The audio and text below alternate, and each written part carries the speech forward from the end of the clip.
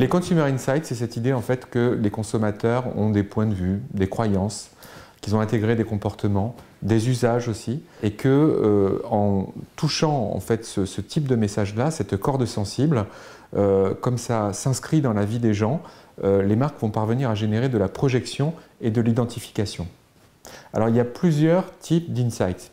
Il y a les insights simplement d'usage. Alors on peut constater que quelqu'un, pour passer la vitesse, il va faire tel geste, et peut-être qu'on va y constater une insatisfaction ou une frustration et qu'on pourra générer un message positif par rapport à ça.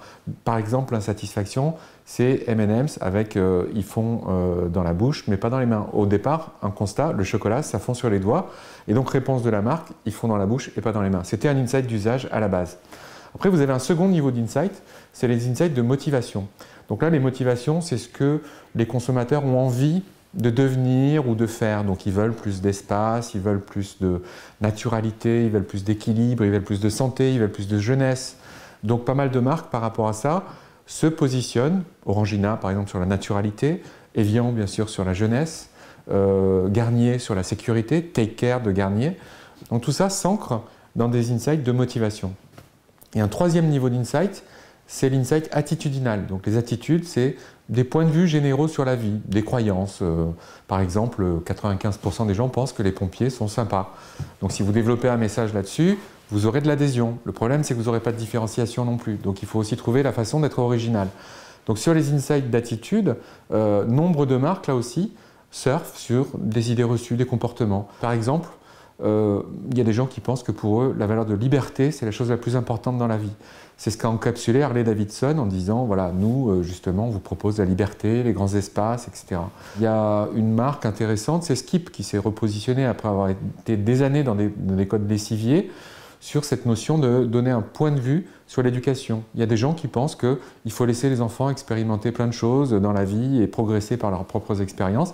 Skip répond avec une plateforme de marque qui dit « libre de se salir », où on voit des enfants donc, dans une éducation justement très, où ils sont tout à fait libres de faire des choses. Et puis le dernier sur lequel je voulais insister, c'est Gnut de Ikea, où voilà, c'est « soyez positifs ». Il y a des gens qui ont envie d'être positifs dans la vie, de prendre la vie avec le sourire, d'avoir la pêche, etc. Ikea est une marque qui va dessiner un territoire de modernité autour de cet insight-là.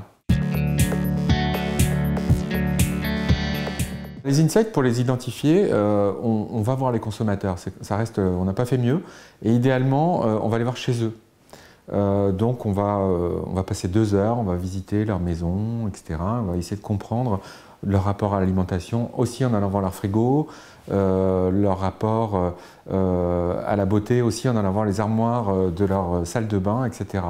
Et donc c'est en observant et en discutant avec les gens in situ qu'on va avoir notamment les insights d'usage. Donc moi demain, je passe 2 heures chez quelqu'un qui va faire un barbecue et je vais observer comment est-ce qu'il fait un barbecue, comment est-ce qu'il sort les chipots, est-ce qu'il y a aussi des côtes de veau, etc. Et peut-être qu'on va identifier des usages par rapport à ça qui seront intéressants. L'idée de l'insight, c'est de pouvoir générer de la projection et de l'identification. Si je vous dis par exemple, c'est quand j'arrive plus à nouer mon pantalon que je me dis qu'il faut peut-être que je me mette au régime, je pense que tout le monde dans une salle peut se reconnaître dans cet insight-là parce qu'il est vécu. On a tous pensé ça une fois dans notre vie. Donc du coup, si une marque s'approprie ce message-là pour construire un message de publicité, comme le constat de base sera partagé, les gens seront plus facilement prêts à croire la promesse que va développer la marque. L'insight est le garant de la justesse consommateur en communication. Donc c'est le garant du fait d'avoir une campagne qui va sonner juste chez les consommateurs et que les consommateurs s'approprieront parce qu'ils généreront des connexions avec leur propre vie.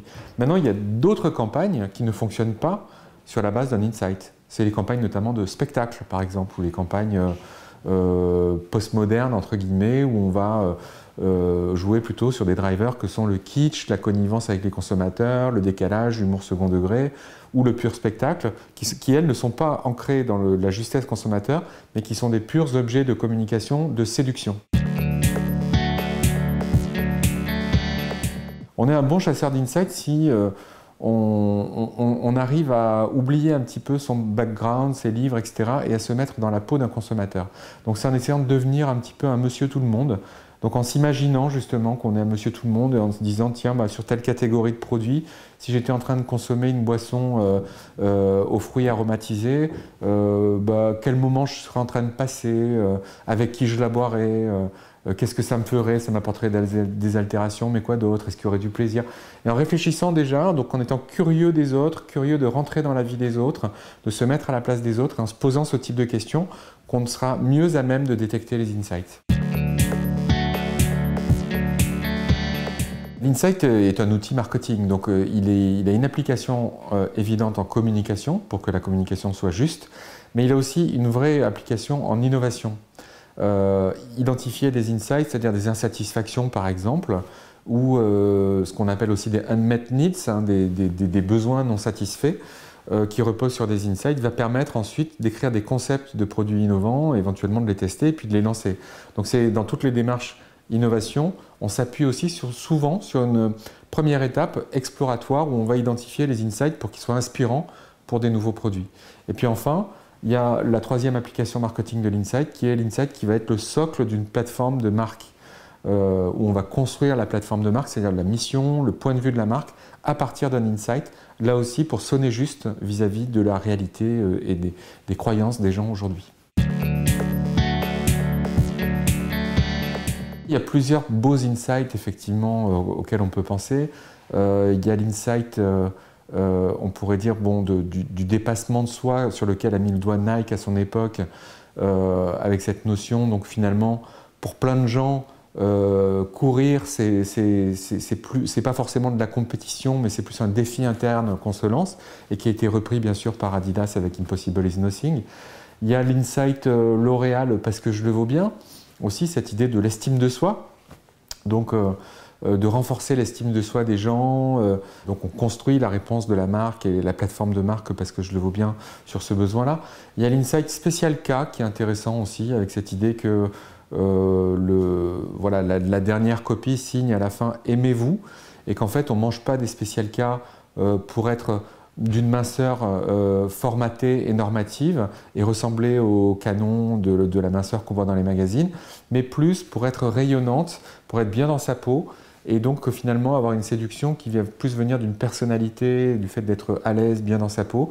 Et en mangeant Spécial K, entre guillemets, la réponse de la marque à cet insight-là, ce sera que voilà, on est rayonnante et donc on est bien dans sa peau, on s'aime soi-même et donc on est aimé par les autres. Il y a l'insight Dove sur l'estime de soi aussi. Il y a nombre de campagnes intéressantes qui sont construites autour des insights.